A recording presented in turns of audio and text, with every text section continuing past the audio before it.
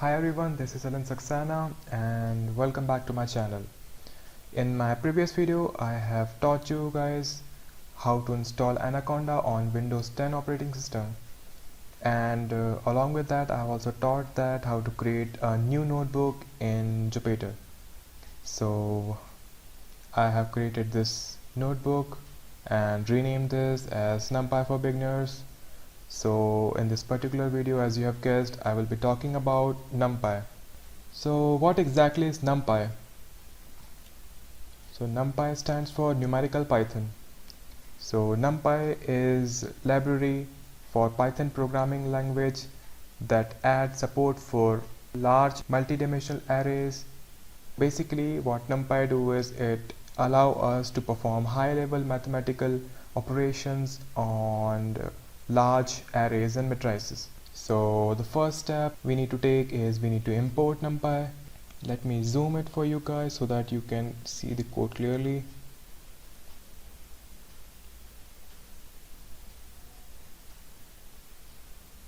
I hope this is fine. Okay, so first step we need to do is to import Numpy. So the command we need to give is import Numpy as np. Oops, it should be np. Now np is the abbreviation which we give for Numpy. You can type whatever you want, but in the general industry standard is we give np. So we run this command. To run the cell, as I taught you earlier in my previous video, that you can press Ctrl and enter. There is another way to run the cell, is that you run the current cell and move to the next cell. So for that you need to press Shift and enter, so that it runs the previous cell and jumps to the next one. So we'll check the version of Numpy. So for that we give the command np dot underscore underscore version and then underscore underscore. So if we run that, again press Shift and enter, it will give me 1.18.1. so this is my Numpy version which I'm using. So guys, Anaconda already comes with a version of Numpy. There should not be any problem in importing Numpy, but if you do have some problem, make sure to install it. So these are few of the commands which I have given to install Numpy. You can give pip install numpy == 1.18.1, or you can give this command where your Numpy should be greater than 1.11.1, or else you can upgrade to the latest version of Numpy by giving this command pip install upgrade numpy. So this is an example which I have shown. If you run this,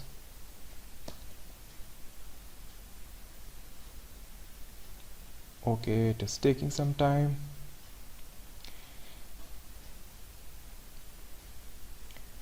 Okay, it says requirement already satisfied. I already have the particular version of Numpy, but if, for example, if you don't have this particular command will help you to install Numpy. So let's get started with the basics of Numpy. So the first thing we are going to see is how to create an array in the Numpy. So Numpy is all about arrays and matrices. So let's see how we can create a one-day array. To create one, we give this command np.array, and then in curly braces we give a list of particular elements or values. If we run this, Control and enter, we have successfully created our array. So if you want to print it, we can type A1 and again Control enter. Okay, so here you can see it has created an array with the values 1, 2, 3, 4 and 5. Similarly, we can create a 2D array as well.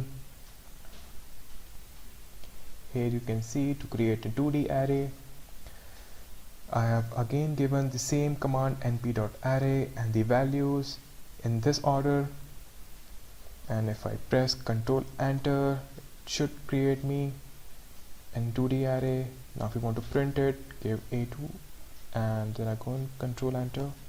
Okay, so this is my array which I have created.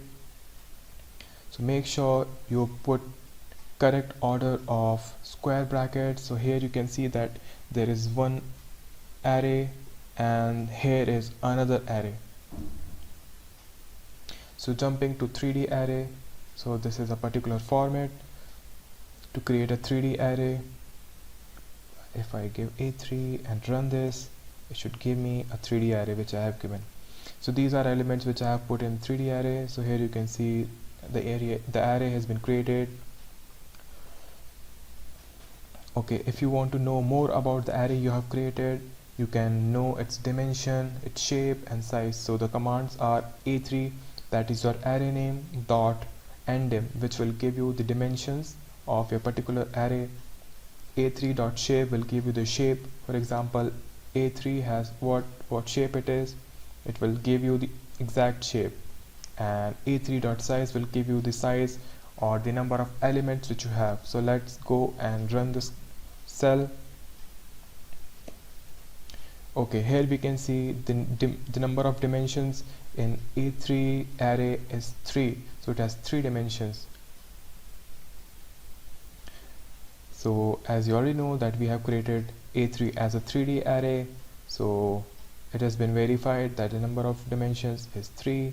Its shape is 2, 2, 3. So it is a 3D array in this shape and it has 12 values.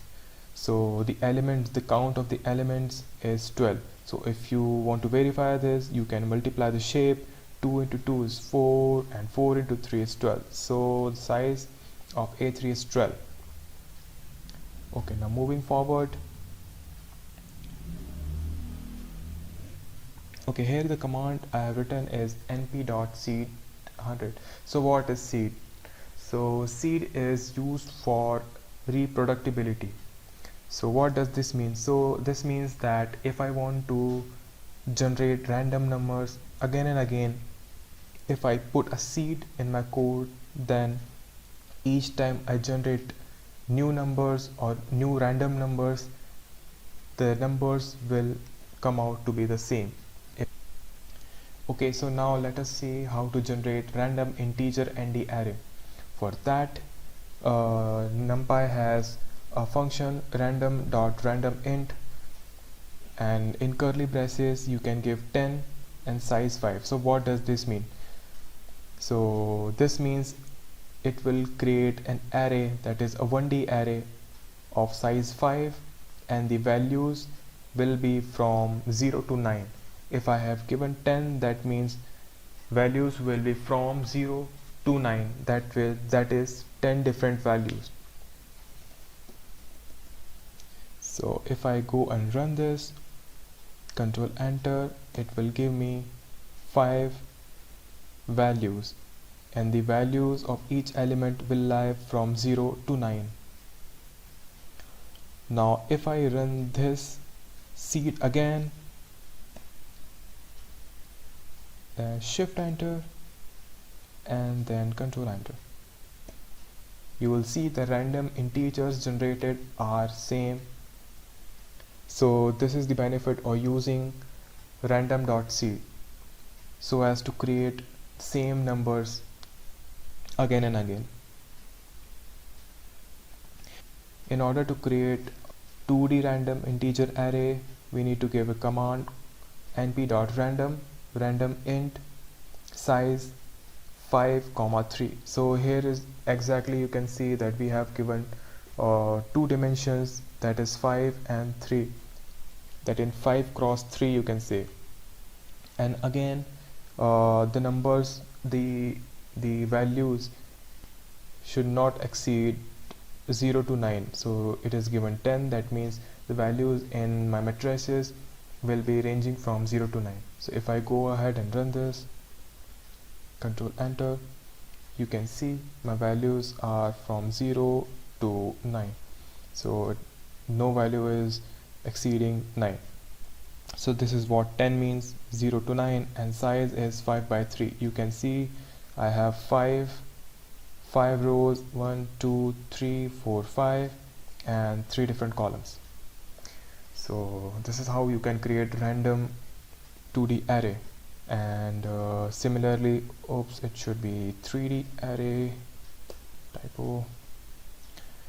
Okay, so in order to create 3D array, you can increase the size 4 by 3 by 2, and you can create a 3D array as well. Control enter. Here you can see you have created a 3D array. So likewise, you can create multiple ND arrays. So make, for example, if I want to create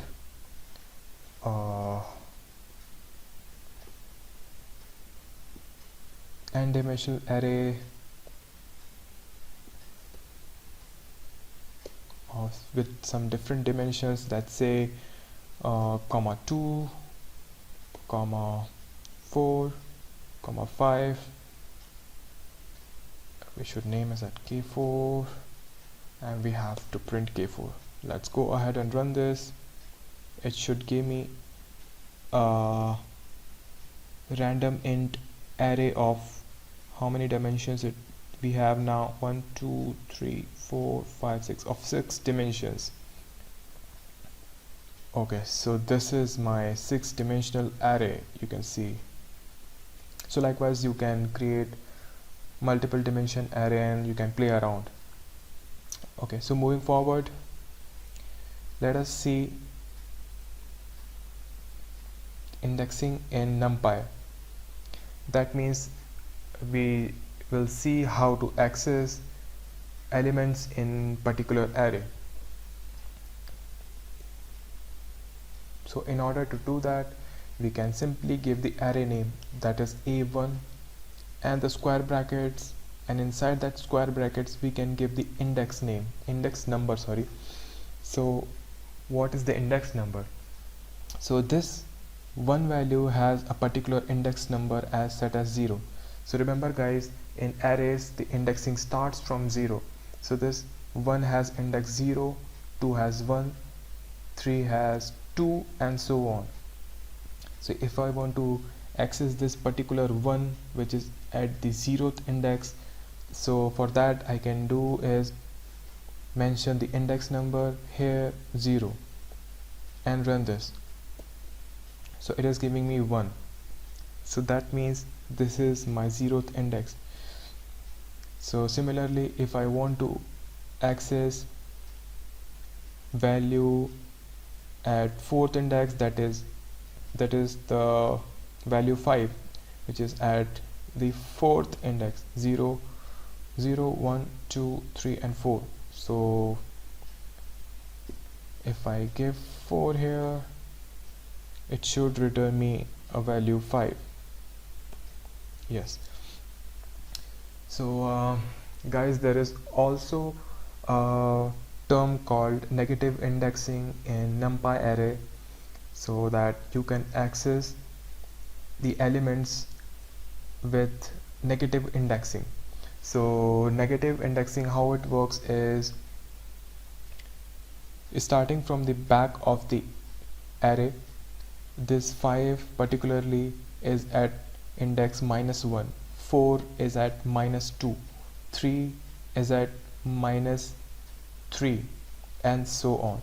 So if I want to access the last element of this particular array, what I need to do is I can simply put, instead of 4 I can give -1, and it should again return me a value 5. Let's run this cell. Yes, it is giving me a value 5. So if I want to get this particular value 3, which is at the index -1, -2 and -3, if I give -3, it should return me 3, and there we go. So similarly, you can give negative indexing as well in order to access any element in the array. So moving forward,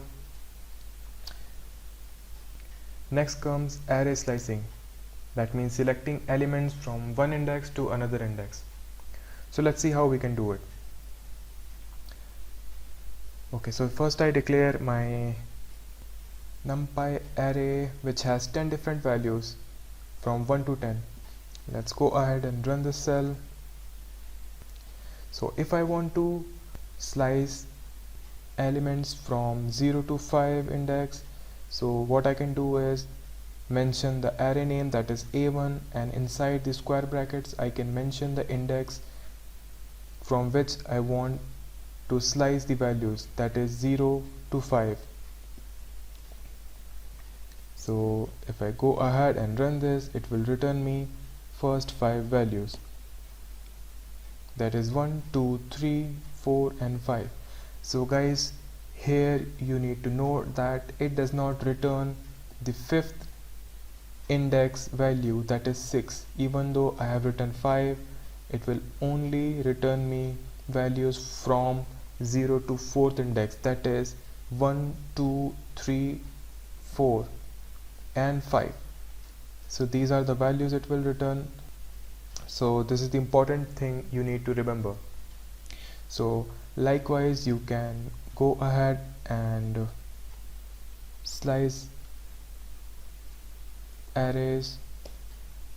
For example, if I want to slice from index 1 to 8, I can give the index numbers and run this cell. So here we go, it has returned me values from index 1 to 8, that is 2, 3, 4, 5, 6, 7 and 8. Again remember, it doesn't return me value at 8th index.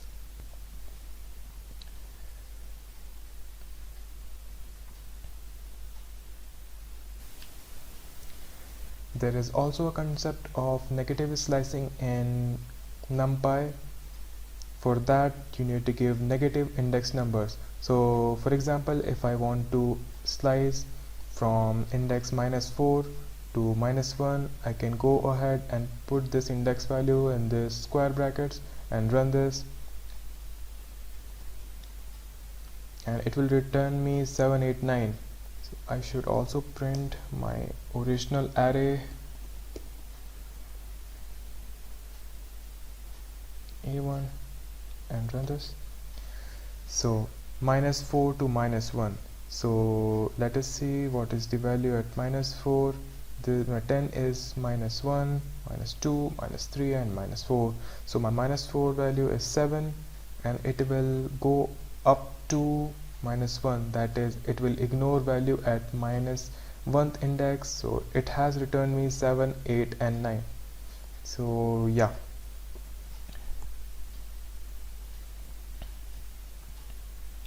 Moving forward,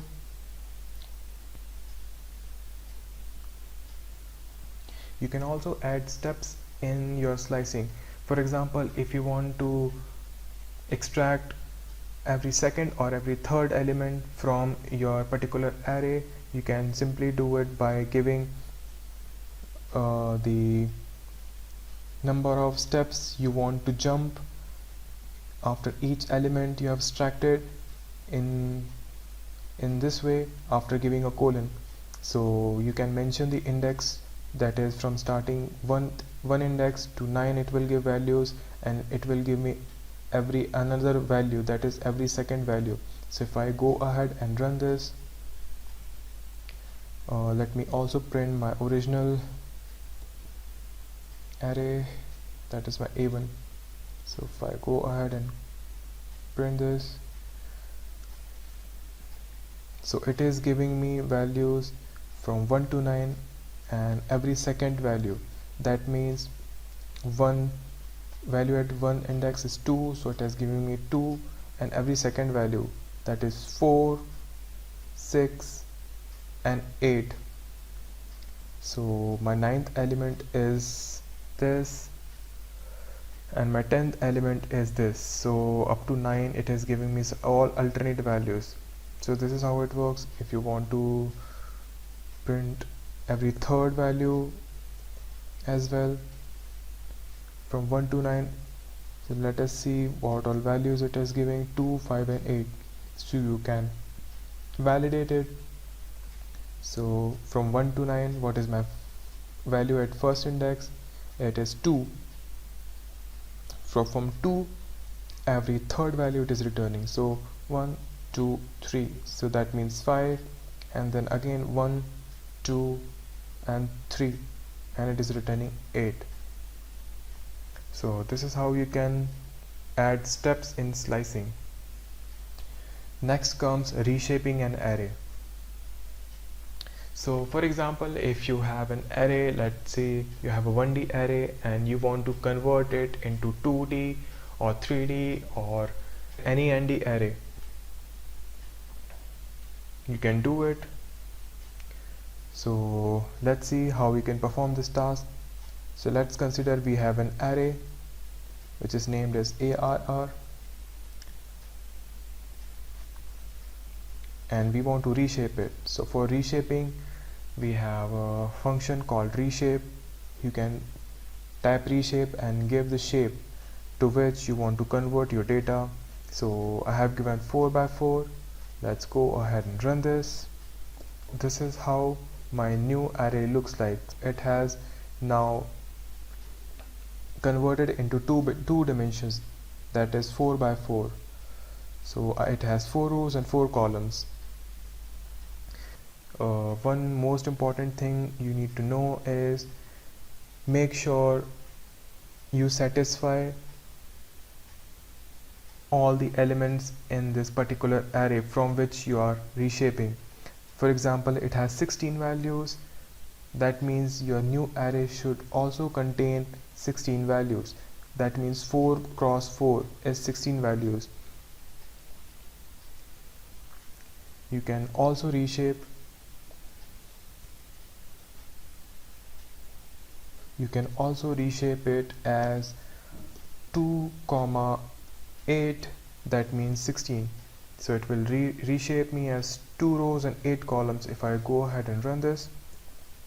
So 2 rows and each row had 8 values. So note here that 8 to 16, it should contain 16 values because my original array has 16 values. So likewise, you can convert your 1D array to a 3-dimension array as well. So 2 to 4, again it will give me 16 values. So arr.reshape and then the dimensions which I want to convert.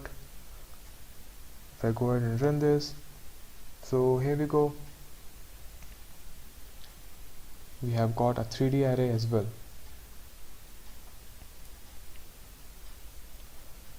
So next comes joining 1D arrays in Numpy. So how we can join 1D arrays? So we have a built-in function called np.concatenate. So simply we need to do is concatenate and the array we need to join. So if you go ahead and run this, oops, it is giving me error. Okay, I need to run this first and this, and here we go. So my first array A1 consists of values 1 2 3. My second array consists of values 4 5 6. If I join them, if I concatenate them, my final result is ARR. If I print this, it is giving me values which is 1 2 3 4 5 and 6. So likewise, you can join 2D arrays as well. If I run this,